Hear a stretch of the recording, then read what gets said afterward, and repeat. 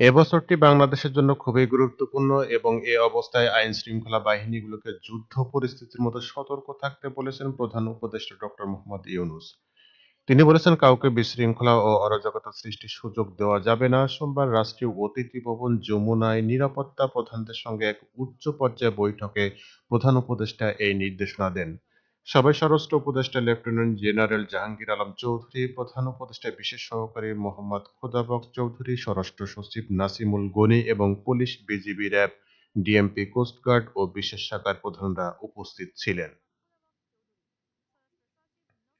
প্রধান উপদেষ্টা বলেন, নিরাপত্তা বাহিনীগুলোকে সর্বোচ্চ আধুনিক যোগাযোগ প্রযুক্তির ব্যবহার নিশ্চিত করতে হবে যাতে তারা দ্রুত পরিস্থিতি নিয়ন্ত্রণে আনতে পারে। আমাদের অবশ্যই একটি কমান্ড সেন্টার বা কমান্ড সদর দপ্তর স্থাপন করতে হবে যা পুলিশ ও নিরাপত্তা বাহিনীগুলোর মধ্যে সমন্বয় সাধন করবে।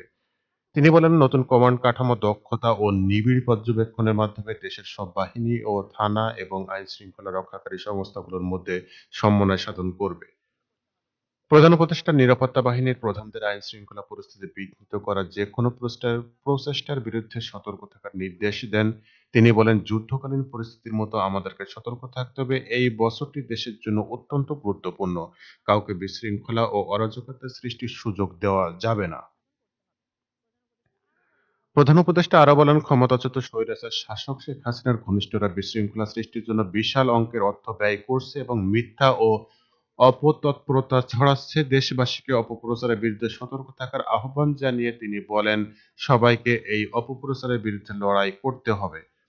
প্রধান উপদেষ্টা নিরাপত্তা বাহিনীর প্রধানদের মানবাধিকার সুরক্ষার নির্দেশ দেন এবং ধর্মীয় ও জাতিগত সংখ্যালঘুদের উপর যেকোনো আক্রমণ প্রতিহত করতে বিশেষ ব্যবস্থা নেওয়ার আহ্বান জানান। তিনি বলেন, যদি আমরা ধর্মীয় সংখ্যালঘুদের সুরক্ষা দিতে না পারি তাহলে বিশ্ব পরিমণ্ডলে আমাদের ভাবমূর্তি মারাত্মকভাবে ক্ষতিগ্রস্ত হবে। এ বিষয়ে আমাদের সম্পূর্ণ স্বচ্ছ হতে হবে। পুলিশকে চাঁদাবাজদের বিরুদ্ধে কঠোর অভিযান চালানোর নির্দেশ দেন প্রধান উপদেষ্টা। তিনি বলেন, এমনভাবে অভিযান পরিচালনা করতে হবে যাতে পবিত্র রমজান মাসে খাদ্য ও নিত্য প্রয়োজনীয় পণ্যের দাম স্থিতিশীল রাখা যায়। পুলিশ প্রধান বাহারুল আলম জানান, শেখ হাসিনার নিরাপত্তা বাহিনী কর্তৃক জুলাই আগস্ট মাসে সংঘটিত হত্যাকাণ্ড ও নৃশংসতা ঘটনার দায়ে হওয়া হত্যা মামলা পর্যবেক্ষণের জন্য 10টি বিশেষ টিম গঠন করা হয়েছে। প্রধান উপদেষ্টা পুলিশকে এই মামলাগুলোর বিচার দ্রুত সম্পন্ন করার নির্দেশ দেন এবং যে কোনো নিরপরাধ ব্যক্তি যেকোনো হয়রানির শিকার না হয় তা নিশ্চিত করতে বলেন।